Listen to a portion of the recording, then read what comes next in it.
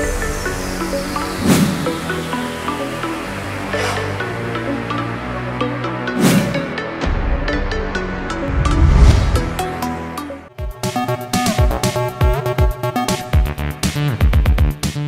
Hello welcome to best of the day. మరి ఈ రోజు మన బెస్ట్ ఆఫ్ ది డేలో కొత్త విశేషాలతో పాటు కొన్ని ఆసక్తికరమైన నిజాలు మరి చరిత్రలో ఈ రోజు జరిగిన ముఖ్య సంఘటనల గురించి తెలుసుకుందాం. మరి ఎందుకు ఆలస్యం, లెట్స్ స్టార్ట్ ది ప్రోగ్రామ్.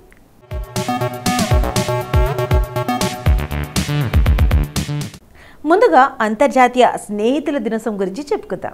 మంచి పుస్తకం 100 మంది స్నేహితులతో సమానం, అలాగే మంచి స్నేహితుడు గ్రంథాలయంతో సమానం అని చెబుతారు. నీ శత్రువును మిత్రుడిగా మార్చేందుకు 1000 అవకాశాలు ఇవ్వవచ్చు, కానీ నీ స్నేహితుడిని శత్రువుగా మార్చేందుకు ఒక్క అవకాశం కూడా ఇవ్వకు. మంచి స్నేహితుడు అద్దం లాంటి వాడు.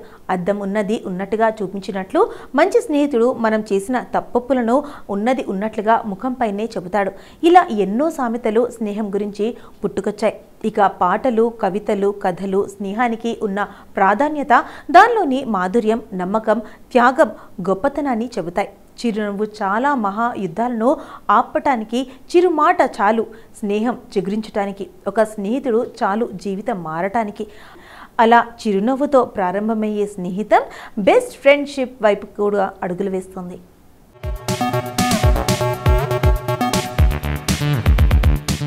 స్నేహానికి ఒక రోజు మాత్రమే సరిపోదు, కానీ ఒక్కో దేశంలో ఒక్కో రోజు, ఒకసారి అంతర్జాతీయ స్నేహితుల దినోత్సవం, మరోసారి జాతీయ స్నేహితుల దినోత్సవం అని సెలబ్రేట్ చేసుకుంటున్నారు.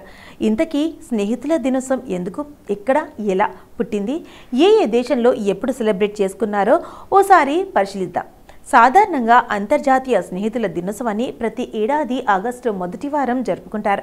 ఈ రోజున ప్రజలు తమ స్నేహితులపై ఉన్న తమ ప్రేమను వ్యక్తపరచడానికి తమ స్నేహితులతో గడుపుతారు. స్నేహం విలువ తెలిపే కార్డులు, బ్యాండ్లు వంటి ఫ్రెండ్షిప్ డే బహుమతులు ఇచ్చిపుచ్చుకుంటారు. అయితే 1935లో యునైటెడ్ స్టేట్స్ కాంగ్రెస్ ఆగస్టు మొదటి వారాన్ని జాతీయ స్నేహితుల రోజుగా ప్రకటించింది.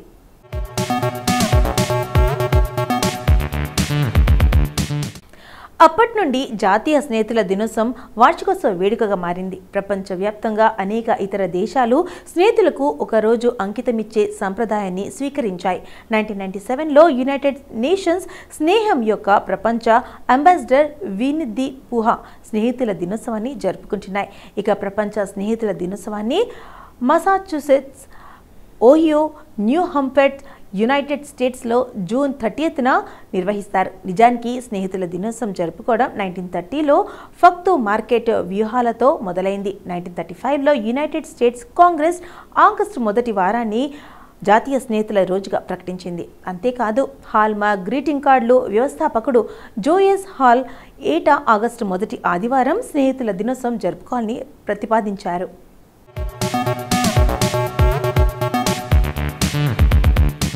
అప్పటి నుండి జాతీయ స్నేహితుల దినోత్సవం వార్షికోత్సవ వేడుకగా మారింది. అందుకు తగ్గట్టు కొన్ని గ్రీటింగ్ కార్డులు మార్కెట్లోకి పంపారు. అప్పటి నుంచి ప్రపంచవ్యాప్తంగా దేశాల స్నేహితులకు ఒకరోజు అంకితమిచ్చే సాంప్రదాయాన్ని కొనసాగిస్తున్నాయి. ఇక 1997లో యునైటెడ్ నేషన్స్ స్నేహం యొక్క ప్రపంచ అంబాసిడర్ విన్నీ ది పుహా నేడు స్నేహితుల దినోత్సవాన్ని అనేక దేశాలు ఉత్సాహవంతంగా జరుపుకుంటున్నాయి. మరోవైపు వరల్డ్ ఫ్రెండ్షిప్ క్రూసేడ్ అనే సంస్థ కూడా 1958లో పరాగ్వేల్ జూలై 30న ప్రపంచ స్నేహితుల దినోత్సవాన్ని జరుపుకోవాలని ప్రతిపాదించారు. అప్పటి నుంచి ప్రపంచ దేశాలు దాన్ని పాటించడం మొదలుపెట్టాయి. 2011లో ఐక్యరాజ్య సమితి కూడా ఈ రోజును అంతర్జాతీయ స్నేహితుల దినోత్సవంగా ప్రకటించింది.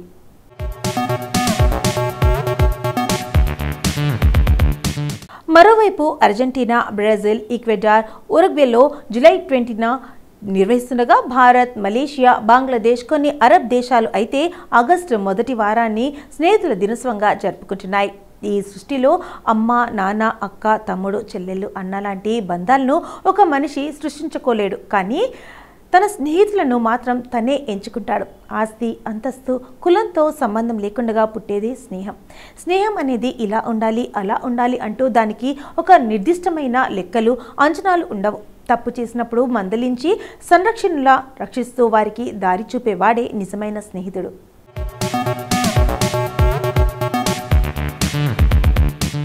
కష్ట సమయంలో కలత చెందిన మనసుకి ప్రశాంతతను కలిగించే దివ్య ఔషధం స్నేహమే అంటే అతిశయోక్తి కాదు. స్నేహితులు అనేవారు ఒకరిపై ఒకరు నమ్మకం ఉంచుకొని ఎలాంటి సందేహాలు లేకుండా తమ కష్టసుఖాలు ఒకరికొకరు పంచుకుంటారు. మంచి స్నేహితుల మధ్య ఎటువంటి మొహమాటలు రహస్యాలు ఉండవు. అంతేకాదు, కొన్ని సందర్భాల్లో కుటుంబ సభ్యులతో కూడా చెప్పుకోలేని కొన్ని విషయాలను, సమస్యలను ఆత్మీయ స్నేహితులతో మొహమాటం లేకుండా షేర్ చేసుకుంటారు. అలాంటి స్నేహాన్ని ఒక రోజుకే పరిమితం చేయకూడదు, కానీ ఇలాంటి రోజులు వారిలో మరింత ఉత్సాహాన్ని నింపుతాయి. సెలబ్రేట్ చేసుకోవడానికి మరో రోజును అదనంగా ఇస్తాయనే చెప్పుకోవాలి. స్నేహమా వర్ధిల్లు ఈ బంధంలో ఎన్నో సమస్యలను రూపుమాపు.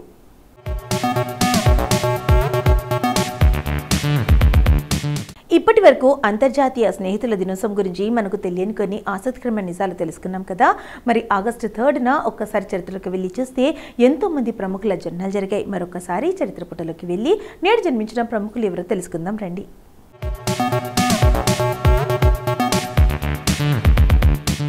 Sunil Chhetri Indian Super League club Bengaluru ఎఫ్సికి స్ట్రైకర్ లేదా వింగర్గా ఆడుతున్న భారతీయ ప్రొఫెషనల్ ఫుట్బాల్ క్రీడాకారుడు. భారత జాతీయ జట్టు రెండింటికి కెప్టెన్గా వ్యవహరిస్తాడు.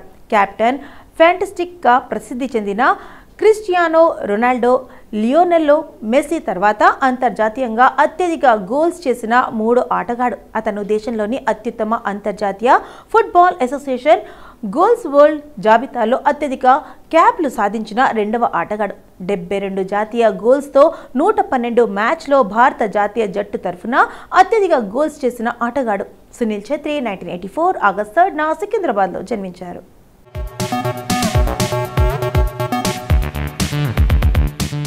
సునీల్ గ్రోవర్ భారతదేశం చెందిన సినిమా నటుడు. ఆయన television show Comedy Nights with కపిల్లో గుత్తి పాత్రతో నటనకు గాను మంచి గుర్తింపు తెచ్చుకున్నారు. ఆ తర్వాత ది కపిల్ శర్మ షోలో డాక్టర్ మషూర్ గులాబీ అండ్ రింకుదేవి పాత్రలతో నటించి మంచి పేరు సంపాదించారు. సునీల్ గ్రోవర్ హిందీ, పంజాబీ సినిమాల్లో నటించాడు.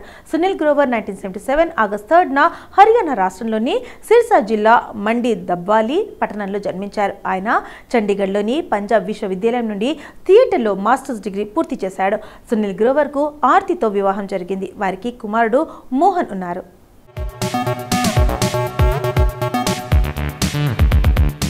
మనీష్ పాల్ భారతదేశం చెందిన సినిమా నటుడు, టెలివిజన్ వ్యాఖ్యాత, యాంకర్, మోడల్, గాయకుడు. ఆయన ఆర్జే అండ్ విజేగా తన క్యారియర్ను ప్రారంభించి సినీ రంగంలోకి అడుగుపెట్టి దీపంగల్ చుట్టం, ద్రౌపది, జ్వలయాయ్, సూర్యపుత్రి, చిన్న తంబి లాంటి టెలివిజన్ ధారావాహికాల్లో నటించాడు. మనీష్ పాల్ 1981 ఆగస్టు 3న ఢిల్లీలో జన్మించారు. పాల్ ఢిల్లీలో తన క్యారియర్ను ప్రారంభించాడు. పాల్ పాఠశాలలో, కళాశాలలో సాంస్కృతిక కార్యక్రమాలకు వ్యాఖ్యాతగా వ్యవహరించాడు. తర్వాత ఇతను ముంబైకి మారాడు. అక్కడ అతని మొదటి విరామం 2002లో స్టార్ ప్లస్లో సండే టాంగోన్ నిర్వహించింది. అతను జీ మ్యూజిక్లో విజేగా, రేడియో సిటీ యొక్క మార్నింగ్ డ్రైవ్ టైమ్ షో కస్కే ముంబైలో రేడియో జాకీగా కూడా కొనసాగాడు.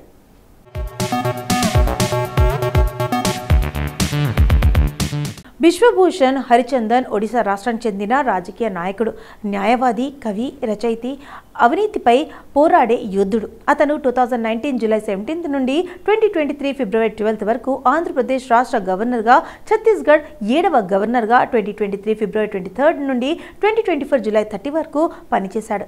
2004 నుండి 2009 వరకు అతను ఒడిశా ప్రభుత్వంలో చట్టం, రెవెన్యూ, మత్స్య శాఖ మంత్రిగా పనిచేశాడు. అతను ఒడిశాలోని ఖుర్దాకు చెందినవాడు. అతను 1934 ఆగస్టు 3న జన్మించాడు. అతనికి జన్సంఘ్తో దశాబ్దాలు అనుబంధం ఉంది. ఒడిశాలో సంఘ్ కార్యకలాపాలు విస్తరించేందుకు అతను 1964లో అక్కడ భారతీయ జన్సంఘ్ శాఖను ఏర్పడించారు.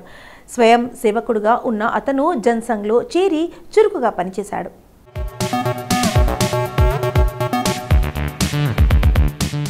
బర్ఖా సింగ్ భారతదేశం చెందిన సినిమా నటి, మోడల్. ఆమె బాలనటిగా ముస్సే దోస్తీ కరోగే సినిమాలో చిన్ననాటి కరీనా కపూర్గా నటించి తన సినీ జీవితాన్ని ప్రారంభించి Amazon, Cadbury, Coca Cola, clinic plus లాంటి బ్రాండ్ వాణిజ్య ప్రకటనలో కనిపించింది. బర్ఖా సింగ్ ఆగస్టు 3, 1992న బికానేర్లో జన్మించారు. బర్ఖా సింగ్ తన క్యారియర్ను బాలనటిగా ప్రారంభించింది. ముస్సే దోస్తీ కరోగిలో ఆమె చిన్న కరీనా కపూర్ పాత్రను టీనాగా పోషించింది. ఎంటీవీ ఇండియాలో ప్రసారమయ్యే గర్ల్స్ ఆన్ టాప్ షోలో గియా సెన్ పాత్ర ద్వారా బర్ఖా సింగ్ ప్రసిద్ధి చెందింది. ఆమె ఎంటీవీ ఫనాహా సీరియల్లో వేదికగా అతిథి పాత్రను కూడా పోషించింది.